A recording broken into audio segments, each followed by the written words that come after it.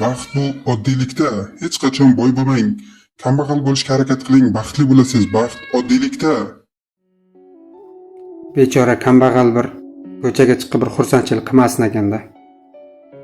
Eski to'nni kiyib chiqsa ham, shu eski mashinasini kiyib chiqsa ham gapirasizlar, shu videoga olib turib baxt pul emas deb. O'shanaqa ayrim blogerlar bu sizlarga tegishli. Baxt oddiylikda bo'lsa, sizlar nimaga harakat qilyapsizlar? Nima uchun ko'p pul topishga harakat qilyapsizlar? Nimaga oddiy yashashga harakat qilmayapsizlar? Nima qilasizlar unaqa maskan taqib, maskirovka qilib, ikkiyuzlamachilik qilib?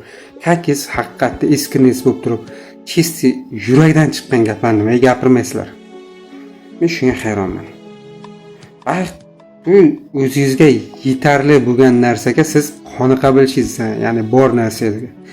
Juglingiz bo'lsangiz ham, Malibu'ngiz bor bo'lsa hamda, lekin sizni uyingizda bolangiz kasal, ayolingiz kasal, onangiz kasal, uyingizda yetishmovchilik, kiyim-kechakda, yeyish-ichishda yetishmovchilik bo'lib tursa, siz qanaqa baxtli bo'lasiz? O'zingizni qo'yarga joy topa olmaysiz-ku.